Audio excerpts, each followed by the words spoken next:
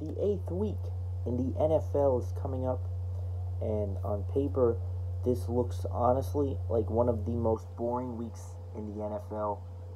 This is the first, and I don't know if I'll continue with it, preview and predictions for your upcoming week. There's been one game that was played already, and that was Minnesota and Washington. The Vikings did end up winning that game. Dalvin Cook rushed for nearly 100, and the Vikings keep on rolling. Um,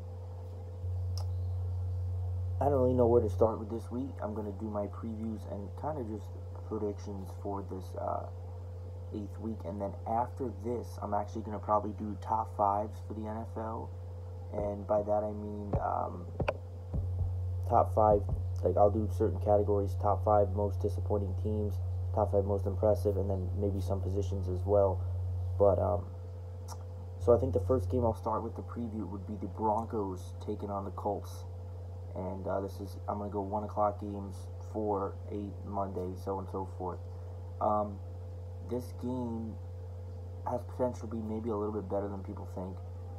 Denver's defense has started to play better in their games, but and the reality is the Colts defense also has been very good. But the Broncos don't have an offense really. They don't, besides Philip Lindsay. But even that, I think the Colts have been on a good roll, and I don't think it would stop here. I would see the Colts beating the Broncos in this game. I can't give an exact score because that's hard enough to predict the game, but to give an exact score is very difficult. I would say, no, I can't do a score. So I'll say the Colts win I'm going to say it's going to be a close game, but I would definitely go with the Colts to win this. And the next game to give my insight on is my game, and that is the Tennessee Titans hosting Tampa Bay Buccaneers. This will be Ryan Tannehill's second start for the Titans against the 2-4 Buccaneers, and I don't see why we wouldn't be able to win this game.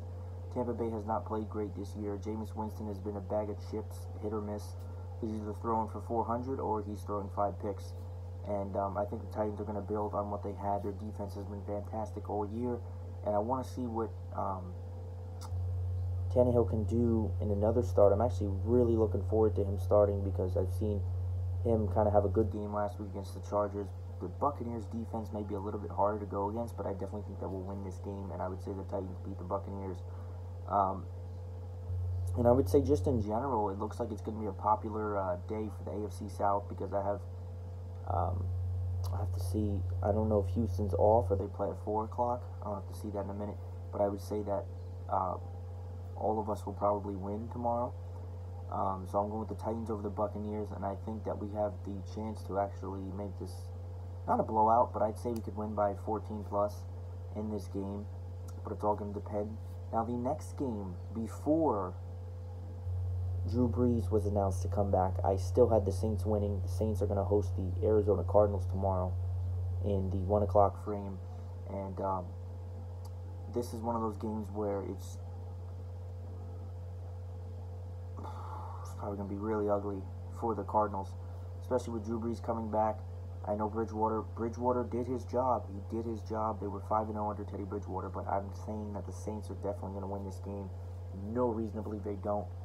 But then again, Cardinals could be one of those slip-up games, but I would be shocked to see the Saints not win this game. The Saints are going to keep rolling. They're going to be 7-1 on the year, and they're going to run right through the Cardinals. The next game is a game that gives a team like the LA Rams, who came off a dominating win last week, a chance to do it again, as they're going to be hosting the winless, yes, I said winless, Cincinnati Bengals, 1 p.m. in LA. And there's no reason whatsoever to believe that the Bengals have any type of chance in this game. The Rams will do good on defense. Andy Dalton's probably going to look atrocious. And the Rams will probably, this could be their chance to really get that 40-plus point game that they've kind of been striving for all season. So I would say the Rams are going to blow out the Bengals. They're going to probably score at least 40 on them. But then again, who knows? You never really know. The next game is a little bit trickier to predict, if you were to ask me, because I want to give the Jets the benefit of the doubt, but I find that really difficult, even with that win against Dallas, and then getting absolutely demolished by New England. I want to give them the benefit of the doubt, but I feel like Jacksonville is due for another good game. The Jets are traveling to Jacksonville to take on the Jaguars. And as you can see, we've gone through some games, and they are not interesting whatsoever, and they're going to get more boring as we keep going. But I would say, I think this will be a really close game, but it gives Sam Darnold a chance to really blow the doors down again, and really mentally, and the team as a whole, to recuperate from the New England beatdown last Monday night. But I'm still going to go with the Jaguars at the end of this. They're home. Not that they have the greatest crowd in the world, but I just think that things have been toppling over for the Jets, and it's just really hard to believe that they would stand. They definitely stand a chance, and I would not be surprised at all to see them win this game.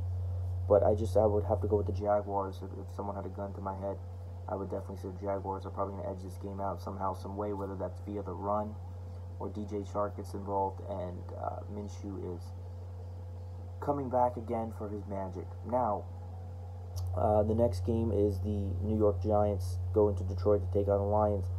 And the Giants, after 2 straight wins, have lost 3 in a row. New England, Arizona, there was one before that they lost too. Or maybe 2 in a row. Because I know that they beat Tampa Bay, they beat Washington, then they lost to, I don't know if that game was New England, but there's no reason to believe that Detroit won't win this game. Giants stand a chance, but I definitely don't see them winning at the games in Detroit. And I think Detroit's been great with the run, and they've been good too. But they have lost a couple games and they have dropped a couple games, but these were also against tough teams. So I feel like the Lions are due to break back out and really silence the Giants. And I think that the Giants' defense is just... And it's not even so much that. Their offensive line, which was claimed to have been built, gave up 8 sacks to one of the worst defenses in the NFL, the Cardinals, last week. So I think it's going to be another rough day for Daniel Jones and the Giants, and I would go with the Lions to win this game just by default. And Daniel Jones, we're going to have to see what happens here with the Giants. But I know it's only been a couple games, but at the end of the day, he is a rookie, and even those 2 straight games, can cost you. The next game is another 1 o'clock game, and it's another game that I don't care about because I think it's going to be boring to tears to anybody that watches it. That's not a fan. The Chargers going to Chicago to take on the Bears. The Chargers have been one of the most disappointing teams this year, and the Chicago Bears, outside of a defense, don't have much else. They don't really have a run game. Trubisky as quarterback is definitely a question mark for anybody. But at the end of the day, I have to pick a team that's going to win this game, and I feel like this is hard to predict because both teams are not really that good to me, with one team having good defense, and I just think the Chargers are just garbage for all the names they have.